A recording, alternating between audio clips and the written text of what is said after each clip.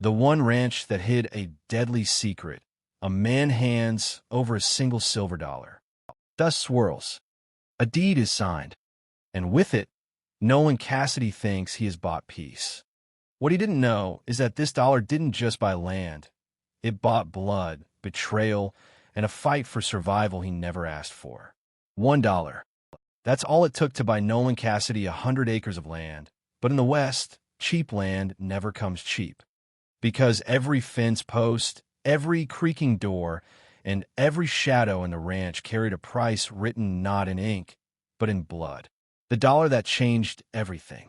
The coin clinked against the wooden desk, small, unassuming, almost laughable in its weight. $1. That's all it took for Nolan Cassidy to believe he was stepping into a new life. He had worked years drifting across the frontier, swinging an axe for lumber camps, breaking horses for ranchers, laying down steel for railroads. Every paycheck had been eaten by survival. Every dream of one day pushed further down the trail. So when the chance came, 100 acres of land for a single silver dollar, he couldn't resist. To Nolan, it felt like fate finally tossing him a bone. A place of his own, his land, his freedom. But in the West, nothing ever comes that cheap. The notary's eyes lingered too long on the paper, the corners of his mouth tightening as if he knew something Nolan didn't. The wind outside rattled the shutters like a warning. Even the dollar itself, dull and worn, seemed heavier than its worth, as though carrying a burden Nolan had not yet seen. Still, he signed, his name in ink, his claim to the soil, his dream at last beginning. What he didn't know was that this wasn't just a ranch. It was a snare, a trap woven in blood, betrayal, and secrets buried deep in the walls of that land. A legacy left behind not by fortune, but by murder. The Stoics often warned, what seems good may be a trial in disguise. Nolan was about to learn that lesson the hard way. Because in the Wild West, a man doesn't just buy land. He buys the ghosts that come with it. And for $1, Nolan Cassidy had just purchased his fate. The dollar that changed everything. The coin clinked against the wooden desk, small, unassuming, almost laughable in its weight. $1. That's all it took for Nolan Cassidy to believe he was stepping into a new life. He had worked years drifting across the frontier, swinging an axe for lumber camps, breaking horses for ranchers, laying down steel for railroads. Every paycheck had been eaten by survival. Every dream of one day pushed further down the trail. So when the chance came, 100 acres of land for a single silver dollar, he couldn't resist. To Nolan, it felt like fate finally tossing him a bone. A place of his own, his land, his freedom. But in the West, nothing ever comes that cheap. The notary's eyes lingered too long on the paper, the corners of his mouth tightening as if he knew something Nolan didn't. The wind outside rattled the shutters like a warning. Even the dollar itself, dull and worn, seemed heavier than its worth, as though carrying a burden Nolan had not yet seen. Still, he signed, his name in ink, his claim to the soil, his dream at last beginning. What he didn't know was that this wasn't just a ranch. It was a snare, a trap woven in blood, betrayal, and secrets buried deep in the walls of that land. A legacy left behind not by fortune, but by murder. The Stoics often warned, what seems good may be a trial in disguise. Nolan was about to learn that lesson the hard way. Because in the Wild West, a man doesn't just buy land. He buys the ghosts that come with it. And for $1, Nolan Cassidy had just purchased his fate. The ranch of silence and shadows. The first time Nolan Cassidy laid eyes on his new ranch, it looked less like a home and more like a memory, trying hard not to be forgotten. The house stood crooked against the horizon, its timbers gray from years of storms, its roof patched with tin that clattered with every gust of wind. The barn sagged inward, as though holding secrets too heavy for its beams. A lone windmill creaked in protest, turning slow in the breeze, crying out like an old sentinel keeping watch. Silence hung thick across the land. Not the peaceful kind Nolan had hoped for, but the kind that presses against your chest, unnatural, watchful, as if the earth itself was holding its breath. Even the crows, circling overhead, seemed reluctant to land. As Nolan walked through the empty rooms, the floorboards groaned beneath his boots. Dust swirled in the sunlight pouring through cracked shutters. Every corner whispered of lives once lived here, meals eaten, laughter shared, and maybe arguments that left scars deeper than the walls could hide. But beneath the silence, there was something else. Shadows that stretched a little too long. Doors that seemed to resist opening, as though guarding what lay behind them. And in one room, perhaps a bedroom once, Nolan found a chair positioned by the window, dust disturbed, as though someone had been sitting there recently. Watching. Waiting. It was then the weight of the deal began to press on him. 100 acres for $1 wasn't a bargain. It was a warning he hadn't recognized. Something had driven the land cheap. Something had bled this ranch of joy and left it hollow. The Stoics taught, we suffer more in imagination than in reality. But Nolan felt in his bones that his imagination wasn't playing tricks. Something lived in this silence. Something unseen, but not absent. And he was no longer alone. The woman in the dark, Iris Quaid. The discovery came at dusk. The sun bled red across the horizon, stretching the shadows long and sharp. Nolan had been walking the perimeter of the house, trying to breathe in his new reality, when he noticed it, an ember glow flickering faintly from a barn. Someone was here. His hand instinctively went to the revolver at his hip. The barn doors creaked as he pushed them open, the smell of hay mixed with something faint, smoke from a fire not his own. And there she was, a woman, tall and lean, her face half hidden beneath the brim of a weather-beaten hat. A rifle rested across her lap like it had belonged there her whole life. Her eyes were sharp, cautious, but not afraid. She looked at Nolan as though she'd been expecting him all along. Iris Quaid, she said, her voice carrying the grit of someone who had seen too much. This ranch doesn't belong to you. Not truly. Her presence hit Nolan harder than the words. She wasn't a trespasser, not in the way he first thought. The way she sat there, steady and rooted, told him this place was as much hers as the dust that clung to its walls. She explained in clipped words, pieces of a story Nolan didn't fully understand yet. How her father had once owned the land. How the deed had been twisted, stolen, corrupted. How blood had been spilled here, and how she had been living in the shadows ever since, guarding not just a memory, but something far more dangerous. Nolan's gut told him this woman wasn't lying. Her eyes were too raw, her silence too heavy with truth. But with her presence came a storm. Because if Iris Quaid was here, living on the land, then others knew it too. And others would come. The Stoics reminded us, you may leave this life at any moment. Let that determine what you do and say and think. For Nolan Cassidy, this moment was a reminder the ranch was not his refuge. It was the opening act to a war he didn't yet understand. And Iris Quaid was both his warning and his only ally. A deed written in blood. The paper Nolan had signed, the bargain that seemed too good to be true, wasn't just a deed. It was a battlefield dressed up in ink. Iris spread a bundle of yellowed documents across the kitchen table, her hands steady but her eyes carrying the weight of grief. She unrolled a map, edges torn, stained dark in places that might have been water or blood. This land, she said, her voice low but sharp, was never meant to be sold for $1. It was stolen. Her father had once held the original deed, a rightful claim not only to the ranch, but to something even greater, a gold vein stretching across the Maddox territory. Rich enough to build empires, deadly enough to bury families. When the Maddox brothers learned of it, they came like wolves in the night. Guns drawn, no mercy given. Her father's life was taken, the deed forged, and Iris had been forced into the shadows ever since. Hunted, silenced, erased. And now, that false contract had found its way into Nolan's hands. He wasn't an owner. He was a pawn in a game of greed and violence. The realization hit, like a bullet to the chest.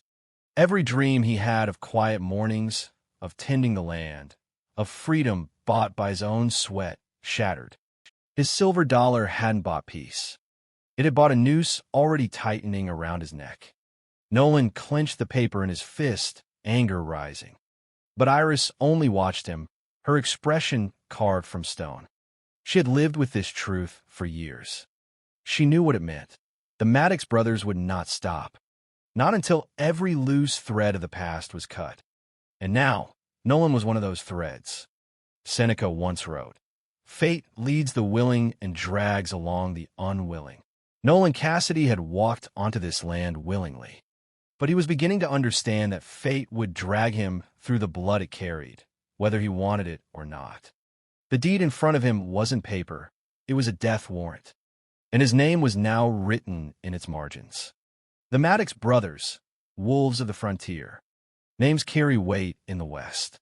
Some names bring respect. Others bring fear. The Maddox brothers carried both. 3 men, Cain, Eli, and Ward Maddox. Each cut from the same cruel cloth, but different in the ways they wielded it. Cain, the eldest, was the brain, a man who could forge papers as easily as he could twist the law to his will. Eli was the enforcer, his bulk and brutality a warning before he ever raised a hand. And Ward, the youngest, was the snake, charming, disarming, a smile that could lure a victim into dropping their guard before the knife slid between the ribs. Together, they were wolves, circling the frontier, stripping it of whatever they wanted, land, cattle, gold, or blood. The Maddox brothers had learned long ago that fear was worth more than bullets. They didn't just take, they erased. Families disappeared, towns went quiet, and the law stayed blind because the Maddox name reached further than the badge could ride. And now, they knew Iris Quaid was still alive. Worse, they knew someone else had stepped onto the land, an outsider who had unknowingly signed his life into their hands. Nolan Cassidy had become their problem, and the Maddox brothers didn't leave problems unsolved. Iris's voice trembled not with fear, but with fury as she told Nolan, "They killed my father for this land. They burned everything he built. They left me with nothing but scars and the burden of survival. And if they find you here, they'll do worse." Nolan felt the weight of those words. A simple man, a drifter who wanted nothing more than peace, now marked by the Maddox name. Marcus Aurelius once warned, "The impediment to action advances action. What stands in the way becomes the way." The Maddox brothers weren't just an obstacle. They were the path. The very thing Nolan had hoped to avoid, conflict, violence, blood, was now the only road left to walk. The wolves were circling, and the silence around the ranch was about to break. When secrets ride at night. The nights on the ranch grew heavier after Iris told her story. The silence was no longer empty. It was expectant. Like the land itself was bracing for a storm. Nolan started noticing things. Hoofprints in the dirt that weren't his. Faint glimmers on the ridge where moonlight caught steel. A lantern flickering once in the distance, then gone. The Maddox brothers weren't coming. They were already here. Testing the ground. Watching. Iris seemed to sense it too. She moved like a shadow in her own home, checking doors, setting quiet traps, loading rifles by lamplight. Nolan, though reluctant, found himself following her lead. He wasn't a man looking for a fight, but he knew one was coming. And for the first time, he realized running wasn't an option. Not anymore. One night, the sound of horses thundered faint across the canyon. Nolan and Iris stood at the window, rifles ready, breath slow. They never came close, but their message was clear. We're near, and we're waiting. It was then Iris revealed the final piece of truth. She had more than her father's deed. She had the maps, carefully wrapped in oilskin, showing the hidden gold veins beneath the Maddox land. Maps the brothers thought they had destroyed. Maps worth killing for. Nolan stared at the lines and markings by firelight. This was more than property. It was power.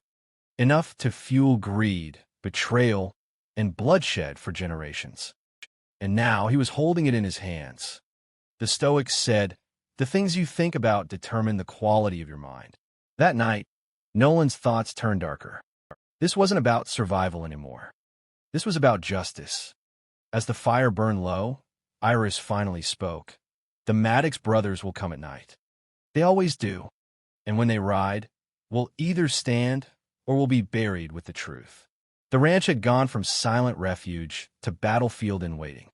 And Nolan Cassidy, a man who bought his dream for $1, realized the cost would be paid in lead and blood before dawn. Trust carved from gunfire. The first shot came just before dawn. Not a warning. A message. A bullet that split the porch rail a foot from where Nolan stood sipping black coffee. The Maddox brothers had begun their game. What followed wasn't a full assault. It was worse. Sporadic shots from the ridges, rocks tumbling down the slope where a boot had slipped, the shrill whistle of someone signaling in the dark. The brothers weren't trying to kill Nolan and Iris yet. They were trying to break them, to make them feel hunted inside their own walls. Nolan had faced fear before. On the trail, in taverns, in dust-up brawls where knives gleamed under lantern light. But this was different. This wasn't just about him. Iris was depending on him. And strangely, he found his will hardening, as if the chaos outside was carving something steady inside. That morning, he and Iris fought side by side. She spotted the glint of a rifle barrel. Nolan fired and sent the would-be sniper sprawling into the brush. She reloaded his weapon while he kept his eyes on the tree line. There was no time for mistrust. Each second demanded that they trust one another fully, or die. When the gunfire faded, the two of them crouched in silence on the blood-speckled porch. Their breathing was heavy, but their eyes met without words. A strange bond had been forged, not out of friendship, not yet love, but out of fire and necessity. Most men break under fear, Iris said finally, wiping the sweat from her brow. "You don't." Nolan shook his head. "Fear's there. But fear's just another tool. You use it, or it uses you." It was in that moment Nolan understood something Marcus Aurelius once taught. You have power over your mind, not outside events. Realize this, and you will find strength. The Maddox brothers thought they could carve weakness into the ranch with their bullets. Instead, they carved trust into the two people standing against them. But trust was only the beginning. War was coming. Blood in the dust, oaths in the dark. The sun fell low, staining the horizon in copper and fire. The ranch, usually silent, now felt like a fortress breathing under siege. Nolan's hands were blistered from patching broken boards and digging shallow trenches. Iris's eyes were hollow from nights without sleep. The Maddox brothers weren't just circling anymore. They were closing in. That evening, as dust hung thick in the dying light, the first real blood was spilled. A hired gun, cocky and careless, slipped through the fence line. Nolan caught him in the barn, the man's shadow long and twisted against the lantern glow. A single struggle, a flash of steel, and the gunman collapsed, his lifeblood soaking into the dirt. The barn went quiet except for Nolan's ragged breathing. It was his first kill on this land. And with it, the dream of a peaceful, self-made life shattered like glass under both heels. Iris found him kneeling there, staring at the body as if trying to reconcile the man he thought he was with the man necessity had just forged. She crouched beside him, steady as stone. "You don't have to carry it alone," she said softly. Nolan shook his head. "That's the price of land. Always blood in the soil. Only question is, whose?" Her hand rested lightly on his shoulder, not as comfort, but as covenant. "Then let's swear it here.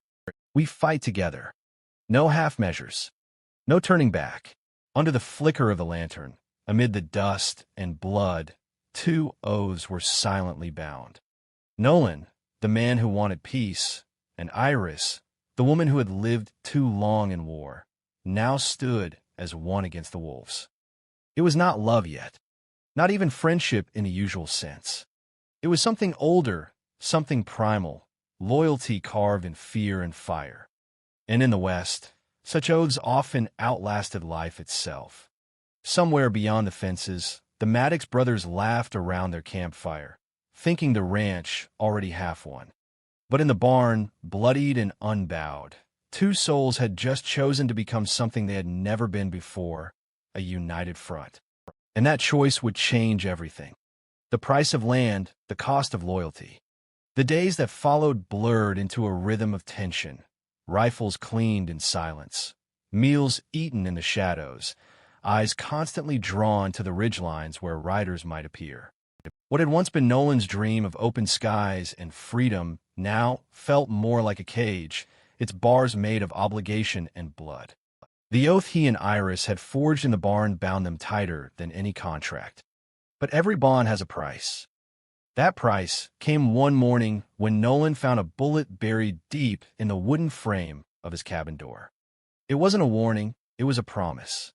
The Maddox brothers were done circling. They wanted the ranch. They wanted Iris. And now, they wanted Nolan too. He stared at that bullet hole as the sun rose behind him, golden light spilling over land he had thought was his. 100 acres bought for a single dollar. But now, he understood the truth. Land was never cheap. Land demanded loyalty, and loyalty always demanded sacrifice. Iris, standing beside him, didn't flinch. Her loyalty had already cost her father, her home, and her freedom.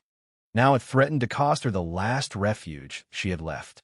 "You can still leave," she told Nolan, her voice as flat as the horizon. "This isn't your fight. You don't owe me, or this ranch, anything." But Nolan only shook his head. "I made my choice the moment I put blood in that barn. I may not owe you, but I owe myself. To stand for something." It was then he realized loyalty wasn't about who deserved it. It was about who you became when you gave it. And sometimes the cost wasn't measured in dollars or deeds, but in the weight of lives balanced against your own. As the Maddox brothers prepared their assault, Nolan and Iris prepared for something far greater than defense. They prepared for sacrifice. And sacrifice, in the West, was the only true currency. The final choice: fight, flee, or surrender to destiny. The night came heavy, thick with the scent of sage and smoke. From the ridges beyond the ranch, torchlight flickered like the eyes of a predator waiting to strike. The Maddox brothers had gathered their men, mercenaries, cutthroats, the kind who sold their souls for coin. The ground itself seemed to tremble under the weight of what was about to unfold. Nolan stood on the porch of his cabin, rifle in hand, the moon catching the sweat on his brow. Behind him, Iris loaded her father's revolver, her movements precise, steady, as though she'd been rehearsing this moment for 3 long years. "This is it," she said quietly, her eyes never leaving the horizon. Nolan nodded. "We could ride tonight. Disappear before dawn." She looked at him then, her gaze sharp as broken glass. "And keep running until the end of our days? That's no life, Nolan. That's surrender." The choice lay heavy between them. Flee, fight, or give up the ranch entirely and bend to the Maddox claim. 3 roads, each paved with its own kind of ruin. Nolan thought of a life he had dreamed. The quiet mornings, the soil worked by his own hands, the piece of land that belonged to no one but him. He thought of Iris, a woman forged by loss yet unbroken, who had dragged him into her war, yet also given him something he didn't know he needed: purpose. When the first gunshot cracked through the night, the decision was no longer questioned. Nolan raised his rifle, fired back, and in that thunderous exchange declared his choice: to fight, not just for land, but for the right to stand unyielding in the face of fate. The battle that followed was chaos, flames licking at the barn, horses screaming, bullets tearing through the dark. Nolan and Iris fought not as strangers bound by chance, but as allies bound by something deeper, loyalty born of shared blood and shared defiance. When dawn finally broke, the ranch stood scarred but not broken. The Maddox brothers, defeated, left their dead in the dust and their power in ruin. Nolan, bruised and hollow-eyed, leaned against the fence post as the sun rose over the land he had nearly lost.